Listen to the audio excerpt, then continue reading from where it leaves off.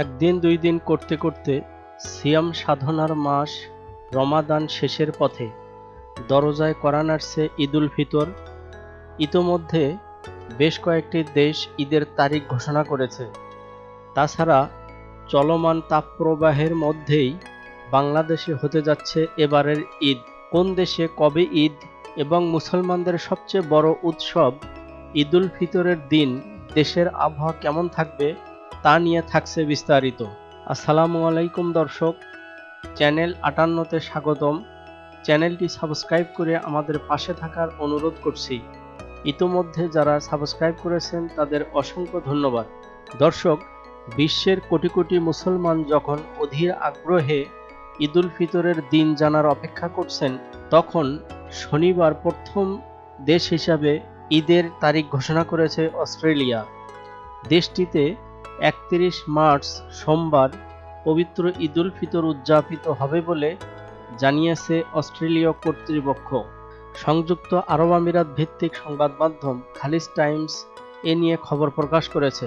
Australian ফতোয়া council জানায়, দেশটিতে রোববার ৩০ রোজা পূর্ণ হবে এবং আগামী সোমবার উদযাপিত হবে পবিত্র ঈদুল ফিতর।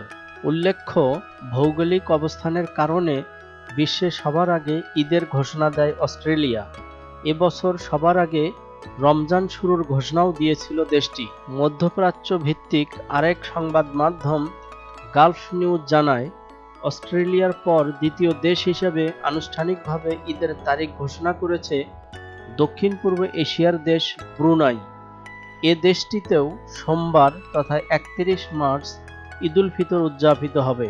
মালয়েশীয় কর্তৃপক্ষ জানিয়েছে, দেশটিতে ৩১ মার্চ সোমবার ঈদুল ফিতর উদযাপন করা হবে। একই দিনে ঈদুল ফিতর উদযাপনের ঘোষণা দিয়েছে ইন্দোনেশিয়াও। গালফ নিউজ আরও জানিয়েছে, ভারত ও পাকিস্তানেও সোমবার তথা ৩১ মার্চ পবিত্র ঈদুল ফিতর উদযাপিত হবে। আন্তর্জাতিক জ্যোতির্বিদ্যা কেন্দ্রের বরাত দিয়ে খালিজ টাইমস জানিয়েছে, বাংলাদেশে ৩১ মার্চ সোমবার ঈদুল ফিতর উদযাপিত হবে। এদিকে দেশে এমন সময় ঈদুল ফিতর অনুষ্ঠিত হতে যাচ্ছে যখন রাজধানী ঢাকাসহ দেশের অন্তত ১৫টি জেলার ওপর দিয়ে বয়ে যাচ্ছে তাপপ্রবাহ। শনিবার আবহাওয়া অফিস থেকে প্রকাশিত পরবর্তী ৭২ ঘন্টার পূর্বাভাসে বলা হয়েছে, আগামী ৩ দিন অস্থায়ীভাবে আংশিক মেঘলা আকাশ সহ সারা দেশের আবহাওয়া প্রধানত শুষ্ক থাকবে। ঈদুল ফিতরের দিন দেশে বৃষ্টিপাতের সম্ভাবনা নেই বললেই চলে, তবে চট্টগ্রাম বিভাগের দু-এক জায়গায় খুব সামান্য বৃষ্টিপাতের সম্ভাবনা রয়েছে।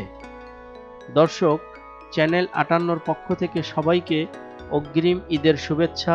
ঈদ মোবারক।